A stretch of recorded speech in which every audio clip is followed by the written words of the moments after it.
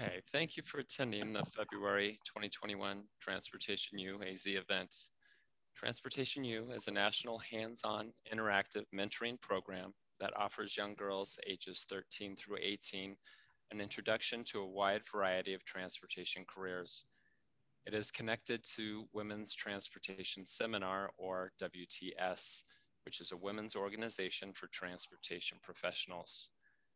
I am Michael Book, a strategic communications specialist in HDR's Phoenix office. HDR is an international company specializing in engineering, architecture, environmental, and construction services.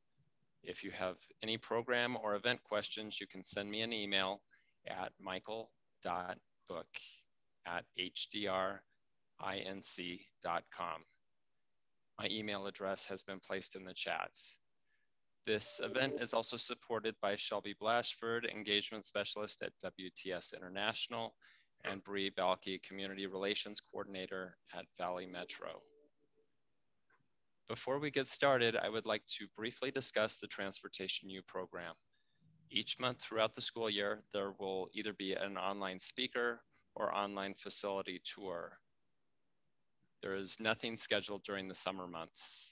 You can always stay connected to learn about upcoming events or recorded sessions by connecting on Facebook or Instagram using the keywords Transportation U AZ. And now for today's event. The Northwest Extension Phase 2 is a light rail construction project which began in August 2020. It will extend Valley Metro's light rail system in Phoenix from 19th and Dunlap Avenues to 25th Avenue, then north on 25th Avenue and across I-17 at Mountain View Road, ending on the west side of the freeway near the former Metro Center Mall. Gary Sanders is the Kiewit McCarthy, a joint venture project manager who will give you a project overview.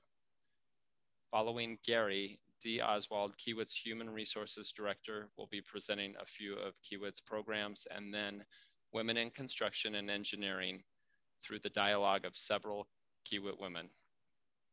And with that, Gary, thank you for joining us today. What can you tell us about the Northwest Extension Phase 2 project? Thanks, Mike. Let me bring up my little presentation here.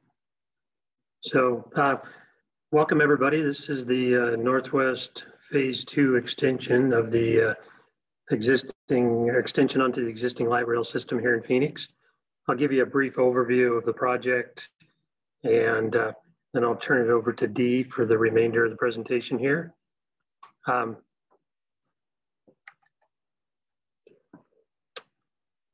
Technical issues here.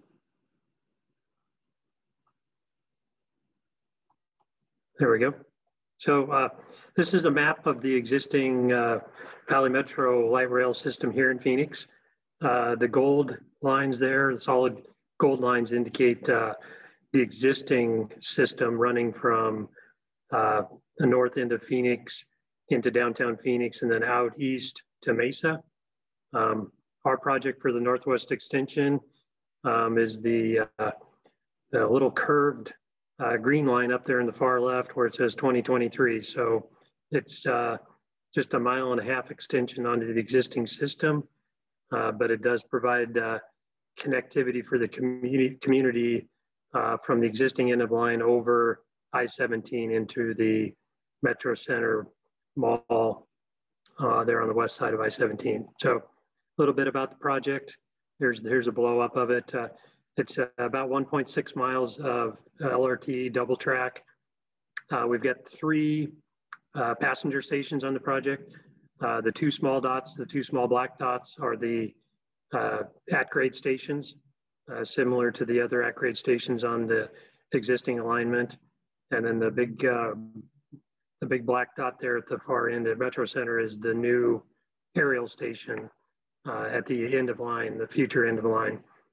The unique thing about this project as compared to other Valley Metro light rails is the aerial element of our project. About 1 mile of it is at grade, and the rest of it is elevated on a steel tub and precast concrete tub bridge going over I-17 there into the new aerial station. Like I said, it's got a 10-span bridge over I-17. We also have 2 bridge modifications. We have 2 irrigation channels we're running over on 25th Avenue. We're modifying the existing bridges to narrow them up slightly. And then we're building 2 standalone LRT bridges parallel with the existing ones directly adjacent to them on the east side. And those 2 new bridges are just for LRT use. The existing bridges will stay as vehicle traffic, and we'll have the new bridges beside it. We're also going to build a small 4-story design build parking garage at the end of line to be used as a park and ride facility. In addition, we are relocating the transit center that's at the southwest corner of Metro Center, and we're relocating it underneath the aerial station so that bus operations and rail operations are occurring at the same location, and passengers can transfer between the 2 different modes of public transit here in Phoenix. And then we also have a couple TPS buildings, which are how we get the AC power converted to DC power in order to run the trains. So a lot of work in a small 1.5-mile package there. As typical with light rail jobs, there's a tremendous amount of underground utility relocations. The light rail typically runs in existing right-of-way. So for us, it's running right down the middle of Dunlap Avenue. And then when we turn the corner on 25th, we transition from center running to side running. But what that means is all the utilities that are currently underneath the city street need to get relocated so they are not underneath the new light rail guideway that's running in the middle of the street. So on this project, we have a little under 4 miles of utility work that needs to get relocated prior to doing any of the street widening and the paving and the installation of the guideway. So that's what we're working on here for the next several months, is getting all the utility work out of the way. And we've been working on it since October of 2020.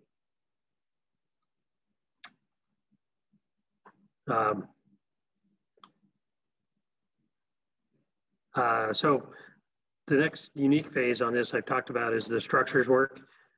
Typically light rail is running on grade, so there's no structure work, but we have 3 bridges to build. So the top picture there is a picture of the 10-span bridge going across I-17.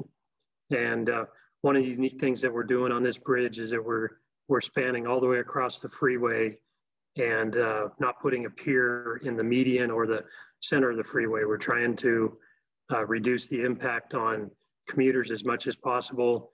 And by eliminating that center pier, we were able to remove about 6 months of lane restrictions on I-17 and eliminate that from the scope of the project. So we do span 250 feet all the way across from the east pier or east column to the west column. So we'll be setting those steel tubs during a full weekend closure of I-17 coming up here in fall of 21. And the bottom picture there is just a view driving southbound on I-17, what a commuter's going to see with the trains running over the top, and you can see the 4-story parking garage on the right-hand side. Once the structures and the underground work are done, then we get into the track and the stations. And like I said before, this is all within the existing right-of-way. Top picture there is a embedded double crossover. So we have one of those on our project. So a lot of complex geometry, a lot of complex parts and pieces to all make sure that we get them in the right spot to within a 1/16 of an inch tolerance on our rail. So a lot of engineering goes on to make sure that we get that stuff in place, surveyed, and then cast in concrete and make sure it doesn't move and still is within tolerances. Bottom picture down there is some of the station work where you've got truncated domes at the edge of platforms, and those have to be in line within 1/8 of an inch so that when the trains come into the station, they're not running into those truncated domes. So A lot of precise work here on light rail, and we'll get started on the station work here late 21, early 2022. Last thing to go in on a typical light rail job is the overhead power. That is how we energize the trains. And it takes a lot of specialized equipment to build this. Up there in the top picture on the top left is one of our wire trucks that runs on both rubber tire and on train wheels. So pretty specialized equipment it takes to build this thing.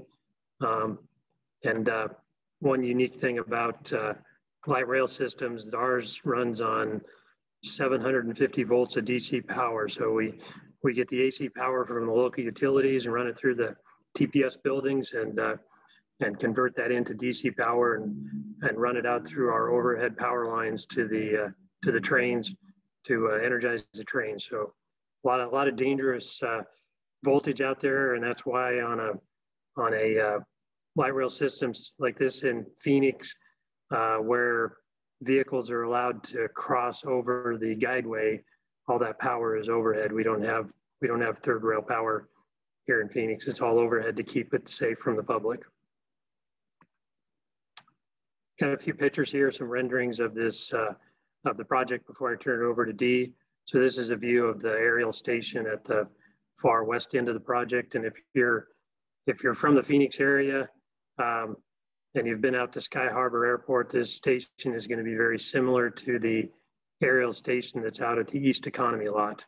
So this roof structure, about 380 feet long, about 60 feet wide, and it's more like an umbrella than an enclosed building. So open air on the side, letting the breezes flow through there, but solid roof overhead for rain and sun protection here in Phoenix.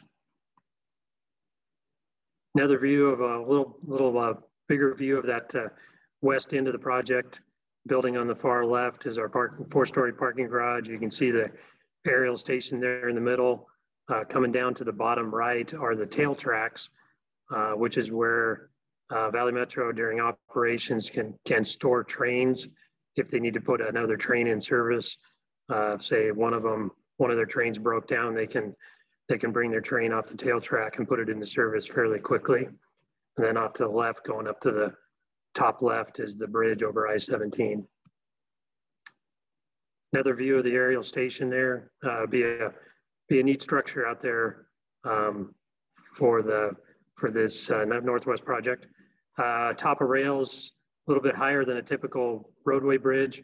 Our top of rail is about 35 feet above grade, so we're about 10 feet or so taller than a standard vehicle bridge. Here's what you see if you're coming across I-17, sitting in the operator's seat in the front of the train. You got westbound track on the right, eastbound track on the left coming into that aerial station, and the parking garage off to the right there. And I'm gonna wrap it up with just a little quick note about the art elements.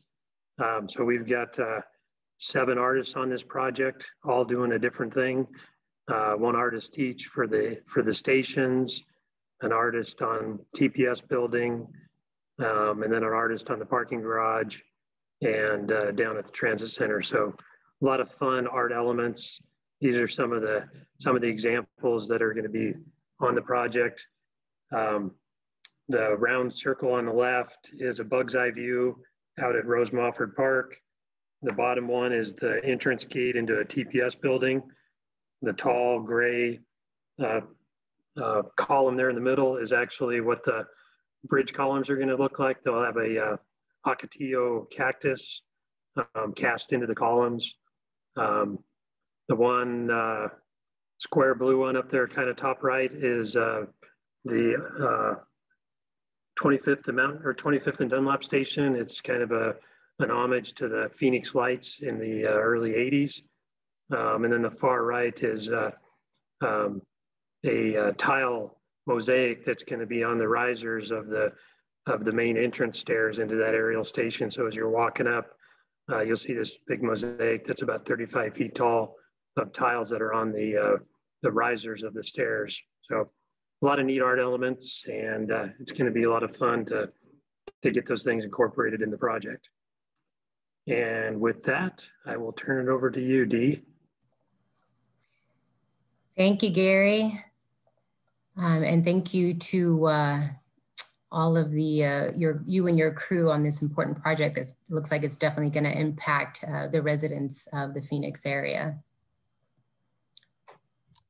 So with that, I'll get started. At Kiewit, we like to start our presentations with why we work safe and to keep our mind focused on all the things and people in our lives that would be impacted if we don't. And it doesn't matter if it's working on the job site or texting and driving. We want to make sure we work safe in our professional and our personal lives. So just a quick screen here that shows you all of the important people in my life, including my 6 sisters. I've got 9 nieces and nephews, my puppies here, my boyfriend, Dwayne, and his 3 kids. I've got my Kiewit family, you see by the green bus, and some my wolf pack, which is the Kiewit ladies that and give me inspiration through my career. Clarabelle is our Airstream that we travel around and we want to be safe. And then on the bottom right, my foster parents who have given me a lot of support through the years. And so along with WTS, we are also committed to women in leadership. And you see a bunch of examples here with Women in Kiewit, a program that brings women, we attract, develop, and retain women. And that really starts with programs just like this, because Kiewit can't attract and develop in them if they aren't in the programs to begin with. So super excited to be with you here today to start this journey with you, to hopefully usher you into the careers in construction. I've been part of our Women Construction Engineering Leadership Seminar since 2008. And so we have really connected with over 500 collegiate women in construction and engineering to teach them leadership and then get them connected with female professionals. Kiewit also offers scholarships to women and minorities of our Kiewit dependents to continue to grow our Kiewit family through those avenues. And then working with leadership award programs like ICANN. And these are just a few examples along the way to really just continue to build what we need, a diverse workforce in construction. A little bit about me professionally. I actually graduated from the University of Nebraska in Lincoln, and my degree is in construction management. And I had the great opportunity of building the Desert Dome at the Henry Dorley Zoo. It's the world's largest glazed geodesic dome, something they don't teach you how to build in college, but it was certainly a great challenge. You can see the middle top picture there. That's exactly what it looks like when you're building a replication of a desert, and you see the finished product there in the top right. Continued on with that client and got to build a Gorilla Valley project. Likewise, in college, they don't teach you how to build cages for 300-pound gorillas, but we figured it out. So that was a lot of fun. So after 10 years of building in Nebraska, I got to transition to Honolulu, Hawaii, and work on a $52 million Hala Paba'a medical office building structure with a post-tension parking structure. And so I was the project manager on that project, worked with a lot of amazing, talented crews, and got to really immerse myself in the Hawaiian culture for 5 years. And then I pivoted, and I decided after 15 years in operations, although I was passionate about building structures and projects, I was really passionate about building people. And so I switched to human resources, where I got to focus on the development of leadership of people. And I now manage a shared service team that helps our employees, our over 15,000 employees across Canada and United States and some in Mexico, to offer world-class shared services to help our employees, whether they're relocating like I experienced, or they're coming up with challenges on their personal life, all of those connections to keep them focused on what they're doing. So loving that aspect of the work that I do with the teams that I do in my 23 years with Kiewit. So my career path looks a little bit like this, and although it looks a little crazy, man, I consider myself extremely lucky. And so just like mine, your career path is going to be very unique to you and your interests. And whether that's through college or through vocational path, I found this construction career path and I just love it because really, you know, you folks here on the high school level, whether you're going into technical schools, whether you want to go to college or you want to go to apprenticeship programs or technical school, there are so many great career paths for you personally along the construction in the construction industry. And so I just want to share this with you because I think it's so important, again, to illustrate that there's not one single path and there's lots of opportunities along the way. And this isn't just, you know, boxes on a page. I have met and known people who have gone through this and are very successful, whether they came up as a superintendent and a foreman from labor, or they went to college and did became a project manager along those paths. So lots of great opportunity there. And when we think about careers in construction, we often think of just a small number of them, but I wanted to list them all out here because, again, all of these positions listed on this slide are careers in construction. I know people in every single one of these categories, and so does Gary. We work with them daily. And so, you know, while there are folks in the field, there's a lot of support team behind them to make it all happen.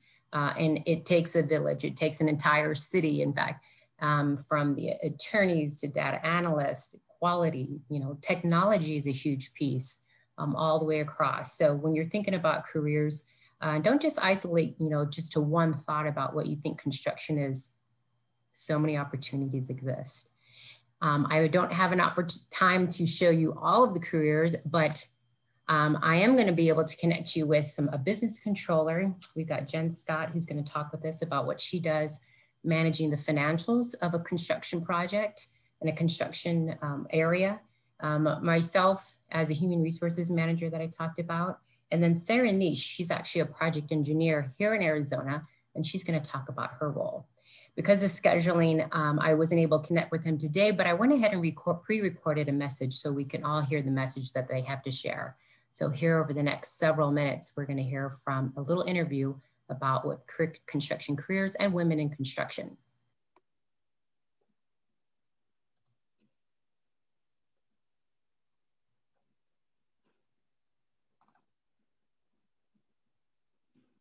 Good morning, Sarah. Good morning, Jen. Thank you for being with us here today. We're excited to hear from you, hear about your careers, and hear what messages you have for the students here at the school.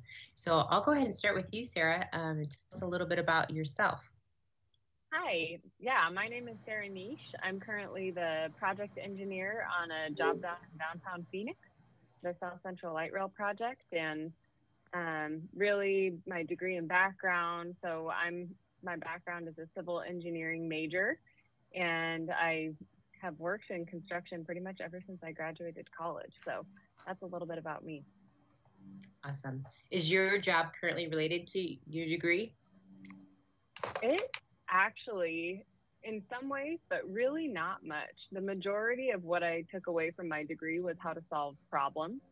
And I am good at math and science. There's a lot of math in my job, but for the most part, I'm not using a lot of civil engineering design for what I do every day, but the problem solving, absolutely. Oh, that's great to hear. Problem solving and working with people, not exactly from the syllabus at the colleges, but a main part of being a leader in our industry. Can you walk through what are some of the high overview of your primary responsibilities in your current position? Oh gosh, there's quite a few of them. It feels like it's always a growing list, but I work really hand in hand with our project controller. We manage a lot of the project controls, which you could also say that's the back end of the project. So we do a lot of process, help manage a bunch of field engineers. We make sure that we have tracking, we get trends. We're responsible for financials. I do a lot of work with our contracts, so vendor contracts with subs and suppliers, and the list goes on, but I think that touches at least a couple of the big ones. All right. Jen, good morning. I'm going to bounce over to you real quick. So tell us a little bit about yourself and your career and job and your primary responsibilities. Yeah, thanks. A little bit about myself. Name is Jen Scott. I'm a business controller for the engineering side of Kiewit. It's kind of a little known thing, but as Kiewit, we have our own engineering leg to help do the design as part of the design build efforts that we see in construction. And my main responsibilities is providing, financial planning and oversight over all of the engineering business units throughout Kiewit. So did your college? Oh no, shoot. Sorry, I'm going to start back.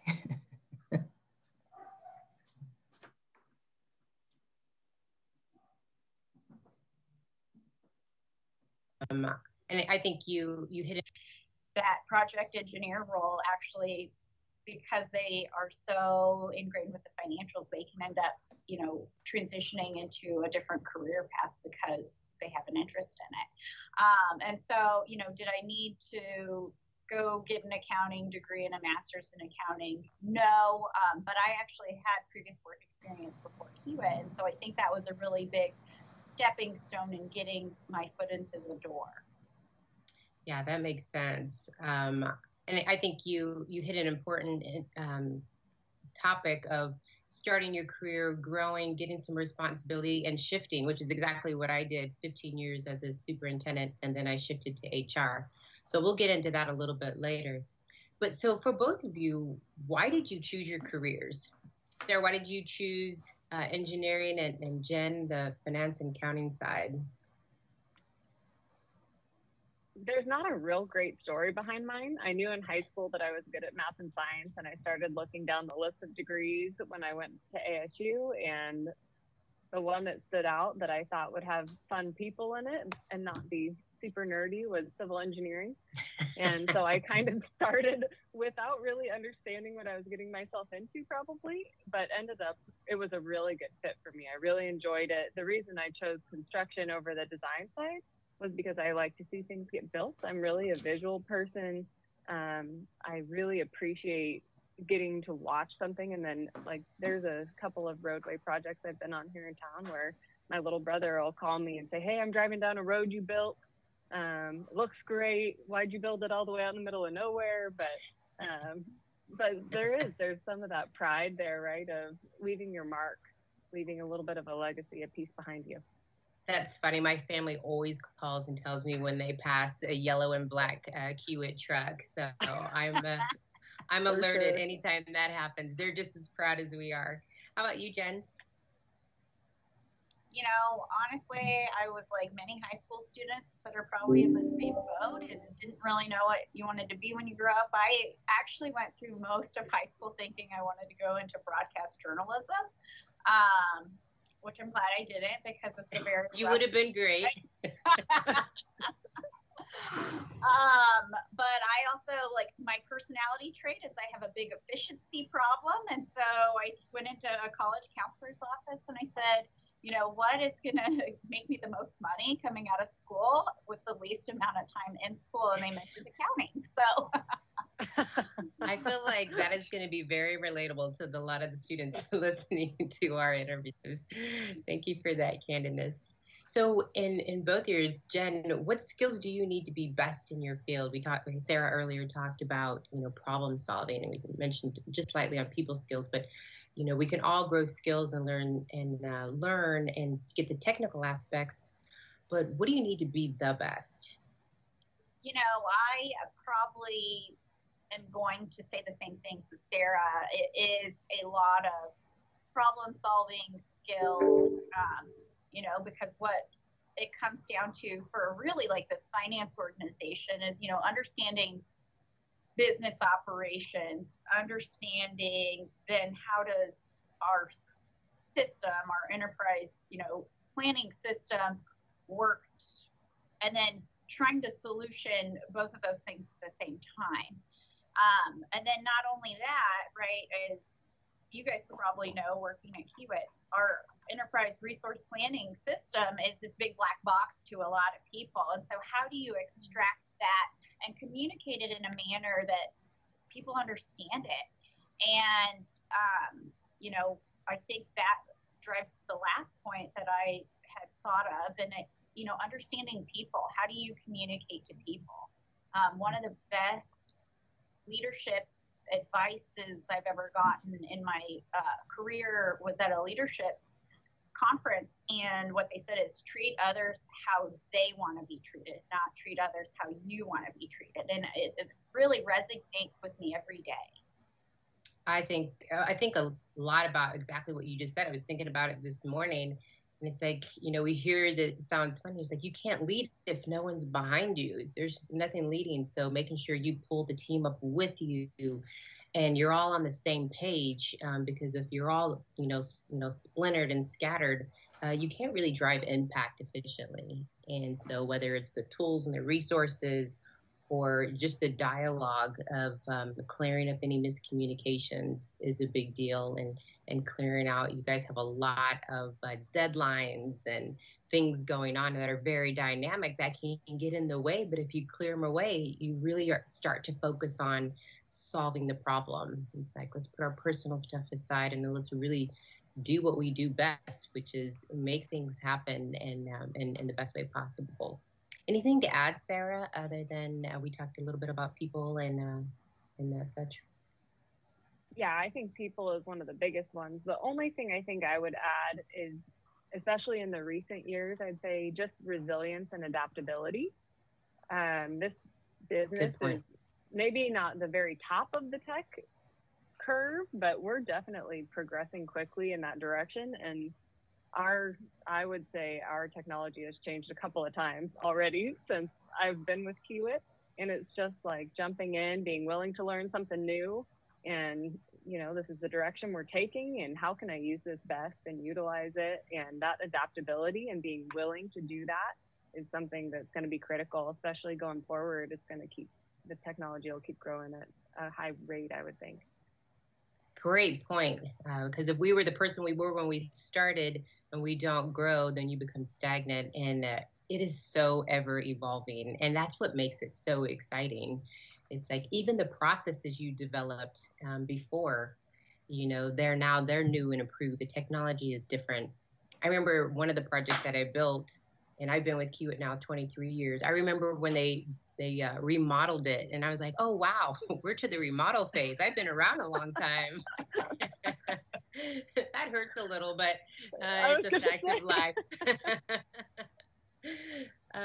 So, you know, we have good days and bad days in the industry and our lives. So what would you say is the most challenging part of your job? Probably for me, it's really managing a really diverse group of people.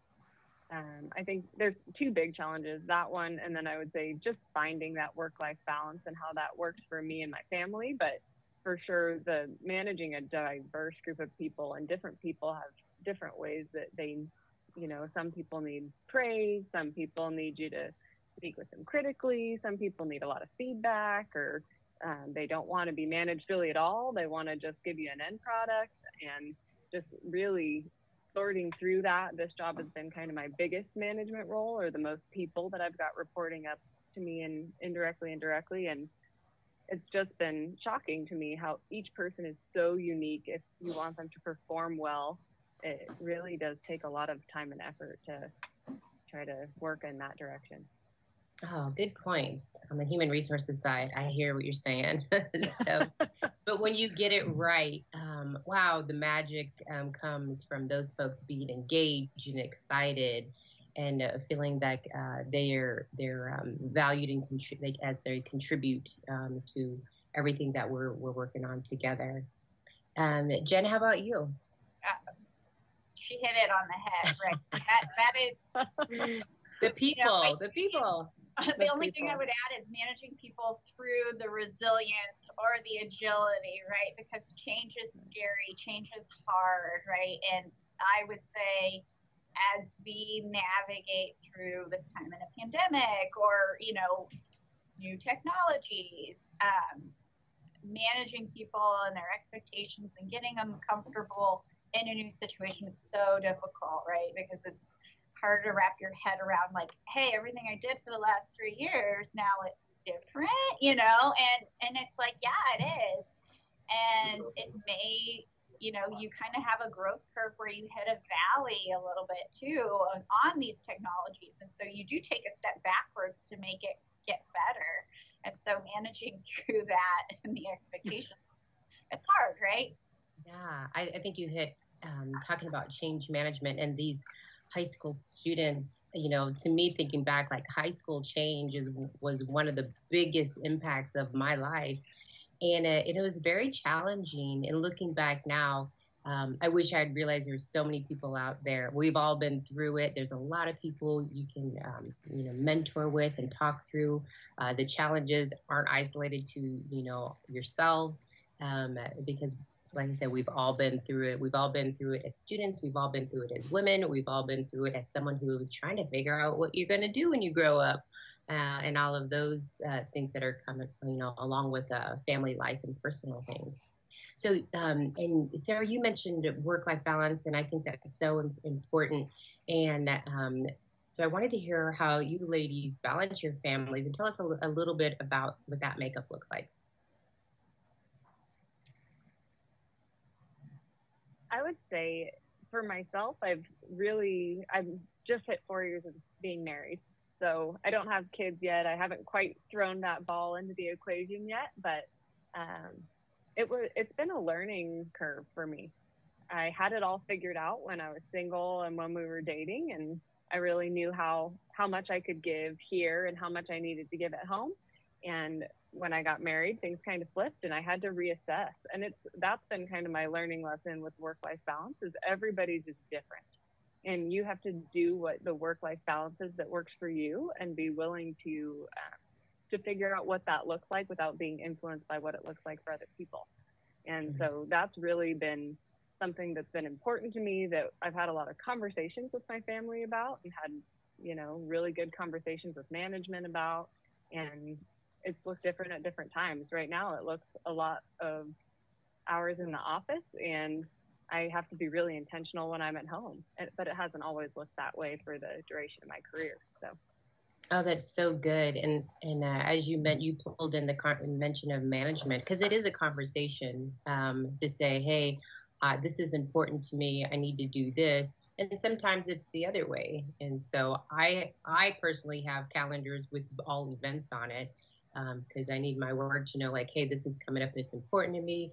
Likewise, sometimes we have a deadline, and I need to be all in on that. And so it's not a balance, you know, exactly by hours, but man, being intentional when you are in those moments and being focused really does help a lot. And Jen, your husband and your 2 beautiful daughters, tell us a little bit about that and how you manage being a working mother. Yeah, so I mean, just like you guys said, I wouldn't call it work-life balance, because balance gives the illusion of both sides are equal.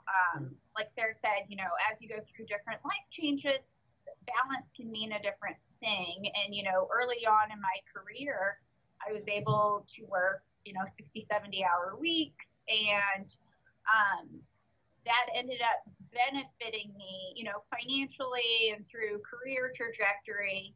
And so, you know, for me, I really appreciated that opportunity. I think I was maybe dating, maybe married at that point in time, but it allowed me, you know, to grow my career the way I wanted to and learn a lot in those first few years. And then we started to settle down a little bit, and, you know, the idea of kids came up and a house, and it changed, right? I had to start leaving at 5 to go pick up my kid from daycare. And that added a lot of complexity. And so, you know, I'm very thankful, because my career at Kiewit hasn't stagnated because of it. You know, it just depends on what role you're in and at what time, and what do you want personally. I have the benefit of leading a bunch of women in our organization, and then working on the engineering side. it's a very empathetic organization, especially to women in the STEM or, field. And so we see a lot of women go part-time, and yeah, are they, taking some time for their families and having a different avenue to their career? Absolutely. And so I think that balance and that availability of balance and what's important to you at that time in life is important to have an option, right? And so always researching your options, because even, Sarah's in a field role right now, but there's lots of corporate roles or, that offer a different balance and a different career trajectory. And right on, because you're really, it's a 30, hopefully 30, 35, 40, maybe even your career. And so just, and building family and personal life and you travel, whatever you want in there, it can change in those segments of life. Maybe not year to year, but, 5 years ago may look different than the future 5. And so, yes, being very open and honest and saying, what are my needs? What are my family needs? What are the company needs? And then saying, okay, how can we make those mesh? And Jen, when you mentioned empathy, working mothers have all the empathy in my heart because I don't know how you guys do it. I can barely manage 2 dogs, but it's so beautiful to see, that you bring them up and of course they're always the number one priority. So that's fantastic. So want to switch gears a little bit and say, we hear a lot of people don't go into construction because they have, there's even some high school counselors and stuff that don't even promote construction. And it's one of the largest, most sustainable industries in our world. It's been around since the ancient times. We've always been building stuff, demoing stuff, remodeling stuff, all of those things. And so wanted to what are your guys' thoughts on what do stereotypes get wrong about the construction industry that maybe prevent people from considering it as a viable career option? Yeah, I think a large majority of the stereotypes is, it's a bunch of rough guys that are going to be hooting and hollering. The movies portray it as like, these are the guys that women can't even walk down the street without a hoot and a holler, and am I going to say that doesn't happen? It happens, right? But that's a large minority of the experience that you get. Our craftsmen and women are very respectful of all our staff. They're people at the end of the day, they're actually very hardworking people. And so, if college isn't in the cards for you in high school, like we have a huge labor gap in our tradesmen and women, and we cannot find enough hardworking individuals to come into the trades, do their apprenticeships and then grow into skilled workers. And so that's actually a very lucrative option if you are not looking to go to college. And then, from a college experience, like construction's such a dynamic industry, especially at Kiewit because of the diversity of our projects, right? Sarah's working on a light rail. She's worked on highways. I've got a group that does power plants. We've seen floating bridges, right? We've seen an LNG facility go up.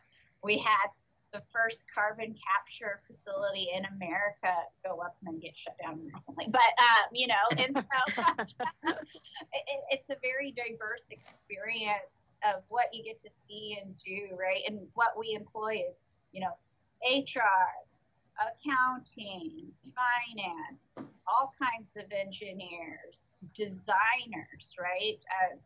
I didn't know until coming to the engineering side of the business, you can go, get a 4-year degree in CAD.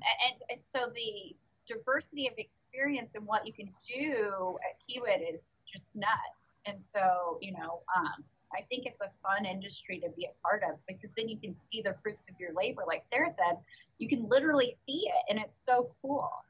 Mm-hmm. Thank you, Jen. Oh gosh, I think there's so many things that stereotypes get wrong. I totally agree with everything that Jen said, but gosh, it's almost hard to pick one. I think they also really underestimate the opportunity that's available in the construction industry. She kind of touched on all the different options that you have, and there's vertical and lateral movement within our company, especially Kiewit's such a large construction company. But the opportunity to go out and own something, if you're willing to take on responsibility and go work hard and go get it. I haven't met many friends in other industries who have the kind of opportunities that we do to go grow into a career that you love and build it in the direction you love. I've had a manager sit down with me a couple of years ago and say, what do you want to do? If the job isn't out there yet and you think it's a need, let's talk about it. And I don't think that exists in every industry out there. That's something that, and you mentioned the craft side of things. Yeah, craft, I'll tell you right now, craft is a huge problem for us trying to get people to come out here and work.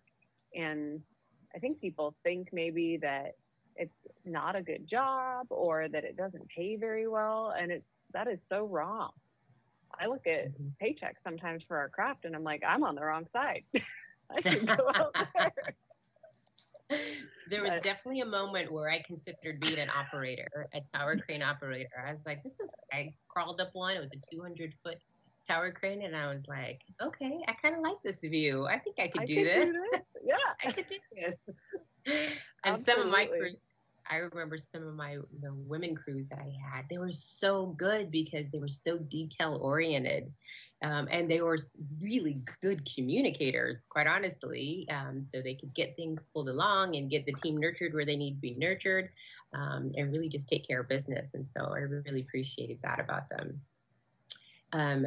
What do you think about women in construction and engineering? And so is it something you think about it? Is it something that affects your life? Or what would you want to tell people who may be afraid of going into construction? Jen, you mentioned in it, I think you said hoot and hollering, hey, that can be a little bit intimidating. What is that? What do you have to say about that?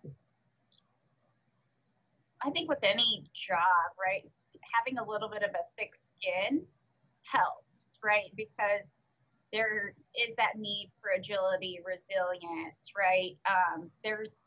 People are people, and that's any organization, right? Somebody's going to say something, and they're going to say it the wrong way because they didn't mean to, but it happens. And so, do you let that ball up and bother you and bother you and bother you, or do you let it roll off, right? And that's no different to being in the construction and engineering field, right? It is an organization. We are trying to run operations. We're trying to make money at the end of the day. And so we have all of those similar problems, right? And then we also have, the benefit of working with tradesmen and women to do that, right? And so you are adding a different level of professionalism that comes in that. And so, communicating at a level that works for them, right, in their lifestyle, because it is different. They're not sitting in an office trailer, right? They're hardworking individuals. I liked what you said, thinking about it from the HR perspective is there are some actions that are really egregious that need to be addressed, but in most cases I found it not really malicious or intentional. And so it's an opportunity for a dialogue for people to say, hey, did you know that's offensive, or there's a better way to say that, or what did you mean when you said that, because sometimes it's just, just miscommunication or misinterpretation. We all come from such a variety of backgrounds socially. And so sometimes it's an important discussion, and more times than not, the men and women, they're husbands and fathers and mothers and wives and sisters and brothers. And so they know the importance of that cohesiveness. And so it doesn't serve any of us well, to treat someone differently because of their gender. And I think most people really do like that family environment that we tend to create. Anything to add there, Sarah? Well, first and foremost, I think having women in construction is, one, not only awesome, but necessary. I've just seen, and the job I'm on now, actually, we have a decent amount of craft women. We have quite a few women who are scattered around between field engineers or just really more like field related positions. And I love it. I've been on jobs before where I was the only woman on that job. And so it's such a different feeling to have women see things differently. Different people see things differently, but you need that diversity in order to get a well-rounded idea and build a well-rounded group. And yeah, the construction industry needs women because it needs the way we think. And men just sometimes don't think the same way we do, and that has value to it. So yeah, I would say I think it's awesome to have. I'd love to see more women out in the field. I always try to take any woman who's working on the engineering side out on a job under my wing. I love to see women do well in this company. Awesome. Perfect. Well, thank you, Sarah. Thank you, Jen. Really love talking with you. I could do this all day. I wish we had, and maybe there's an opportunity later. Appreciate hearing about you and your insights and everything that you bring. Best of luck in your careers, and hope to be talking to you real soon.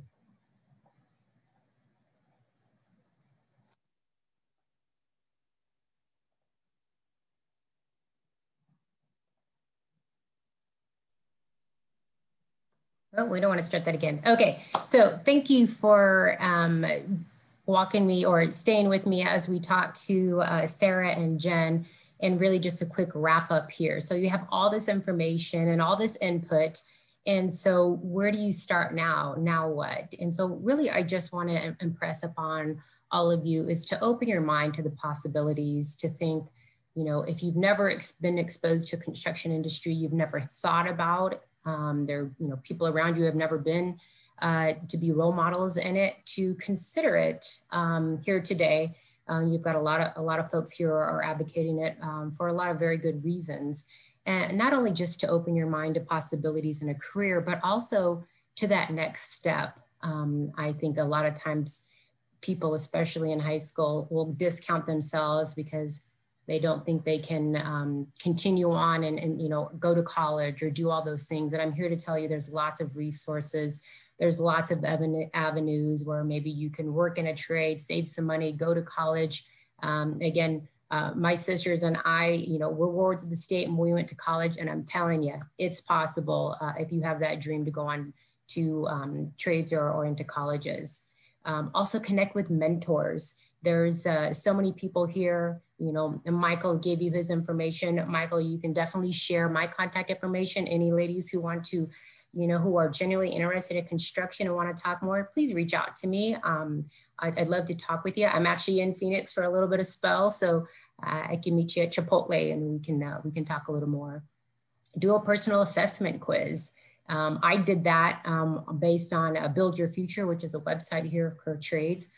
My personal assessment said that I would be a great welder. So, you know, something I thought that was really interesting based on my interest in just opportunities out there. So you may be surprised on what a quiz could tell you just about what opportunities are out there. And last but not least, please do not get overwhelmed. Every single one of us have been on that, what do I do when I grow up? And you don't have to figure it all out today.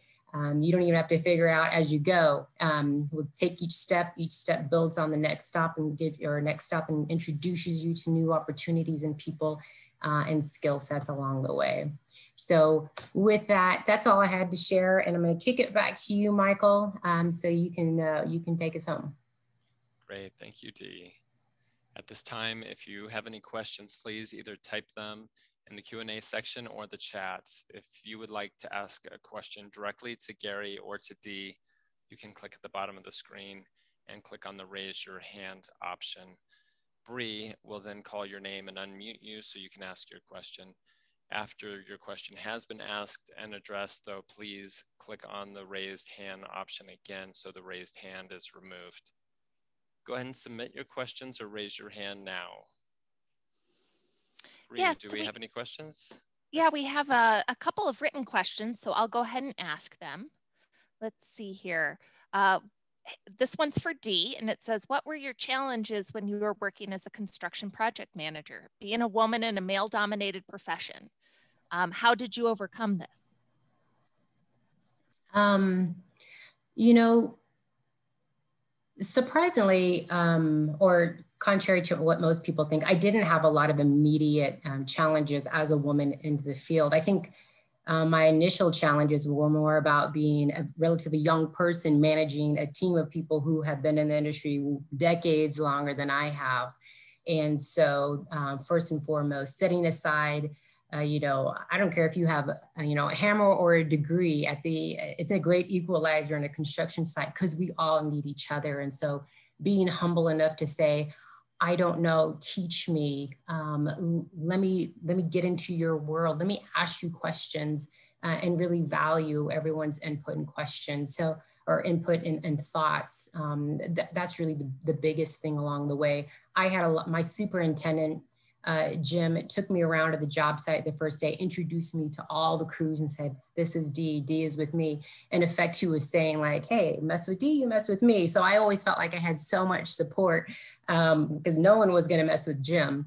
And so along the way, and so, you know, most of the times that I found that I did have challenges, they weren't really related to me as a female. Quite honestly, sometimes those people were just jerks. And so, but they were jerks to men and women.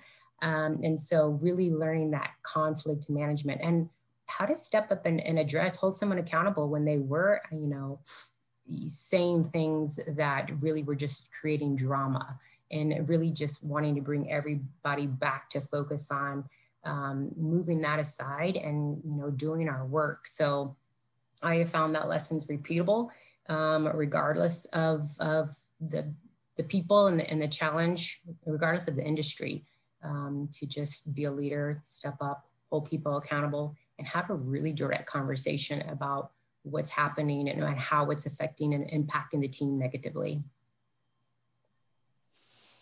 That's really great. Thanks for sharing.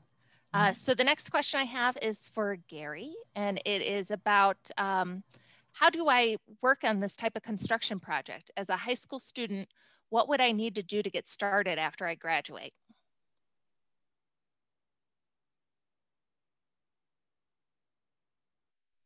I think you're still on mute, Gary. Zoom rookie, sorry. There's a couple different paths. You got the craft through the trades or office staff supervision. For the craft trades, in Phoenix, we're a union contractor, so we hire operators, laborers, carpenters out of the union halls. So if you're interested in something like that, they all have outstanding apprenticeship programs, and you can go and meet with the unions, any of them. They generally only require a GED, but if you have more education than that, it's better. Meet up with the business agents for any of those unions, and they'll get you into the apprenticeship program. And with today's huge shortage of craft people, you could be going to high school and graduate, and the next day you could be out on a construction site as an apprentice, because there's such a huge demand right now for the trades. For a supervisory role, probably half of our supervisors come through the four-year college education, but the other half are people that have come up through the trades and taken on additional responsibility, and taking on a role as a superintendent. And then it's really just up to each individual person as far about how far they can go up in the company. And like I said, half of our company has come up through the trade. So there's a lot of opportunities. I think the big thing is to get your high school diploma, and then you can decide what really interests you after that. Oh, that's great. Thank you, Gary. I've got one more question for you, and that is, what do you find the most challenging construction activity for the project? I think the most difficult thing is just it's managing people. Like Dee and Sarah, they all talked about managing people, and that's probably the hardest thing. Is you have a lot of different personalities on any job site, and I think as a project manager, your role is to set the tone and to set the path for the project and get everybody on board working towards the same goal and following the same path. And you know, you always have some people that want to be free thinkers or do their own thing, and it's about corralling them and getting them to see the goal of the project and to follow that goal. But yeah, the hardest thing is just all the different personalities, and you've got a ton of personalities on any construction project, and most of us are pretty hard-headed people, and we have our own thoughts about how to build things, and it's just getting everybody to buy into the common goal of the project. That's it for all I have for questions, unless anyone else raises their hand. I don't see anybody. Okay, thanks, Bree. Thanks, Michael. We're after 1 o'clock now anyway, so thank you everyone for joining us today for Gary and Dee's presentations. And also thank you to Jen and Sarah as well. The session has been recorded and will be available on the WTS Metro Phoenix chapter website. So in the next day, it should be available. I will be sending meeting participants the link to access. The link will also be available on the Transportation UAZ Facebook and Instagram social media sites. And if you could, please forward the recorded virtual event link to other teachers, students, or other individuals who didn't have a chance to attend today's event. In addition, go to those sites for more information for upcoming program events.